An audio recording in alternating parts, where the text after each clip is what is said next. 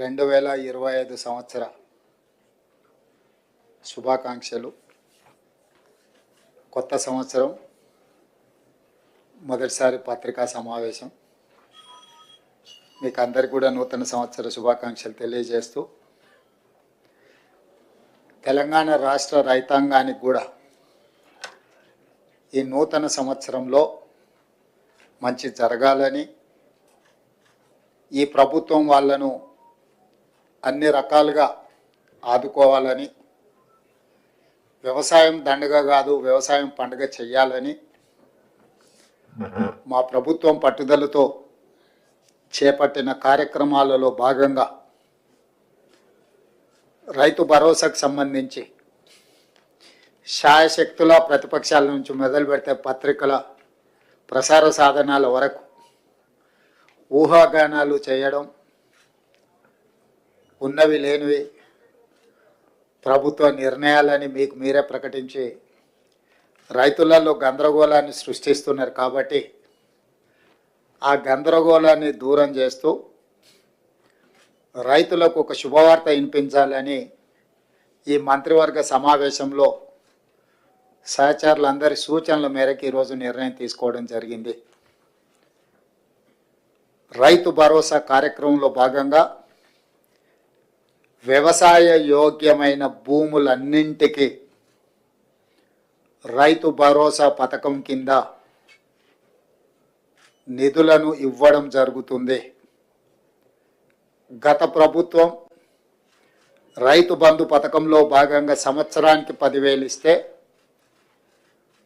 మా ప్రభుత్వం ప్రజాపాలనలో రైతులందరికీ సంవత్సరానికి 12,000 రూపాయలు ఇవ్వాలని నిర్ణయం తీసుకున్నది.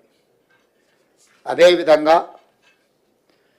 భూమి ఉన్న రైతులకు రైతు భరోసా పథకం కింద వ్యవసాయ యోగ్యమైన ప్రతి ఎకరాకు 12,000 రూపాయలు ఇస్తున్నప్పుడు, తండాలలో గూడాలలో మారుమూల పల్లెల్లో ఉన్న భూమి లేని వ్యవసాయ రైతు కుటుంబాలు,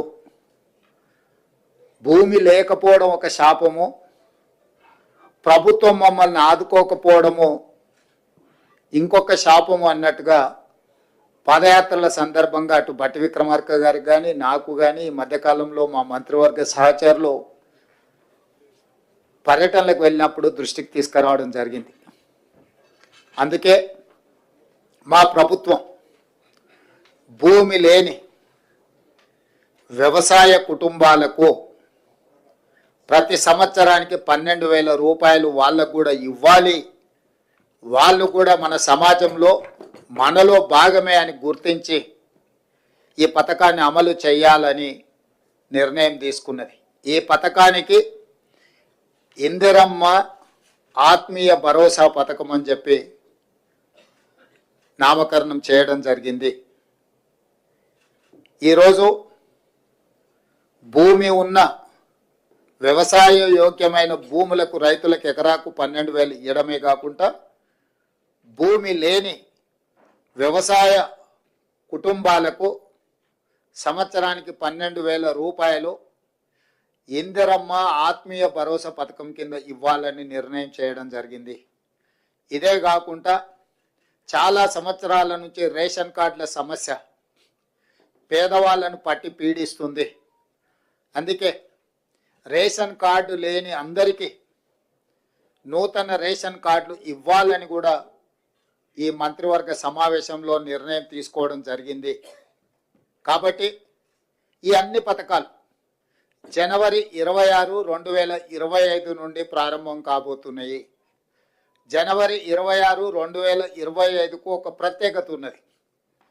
మన రాజ్యాంగం అమలు జరిగి డాక్టర్ బాబాసాహెబ్ అంబేద్కర్ గారు మన రాజ్యాంగాన్ని ప్రసాదించి అమలు చేయబట్టి 75 సంవత్సరాలు పూర్తి చేసుకుంటున్న సందర్భంగా జనవరి 26, 2025 నుంచి పథకాలను అన్నింటిని కూడా అమలు చేయాలి అని చెప్పి మా ప్రభుత్వం నిర్ణయం తీసుకున్నది.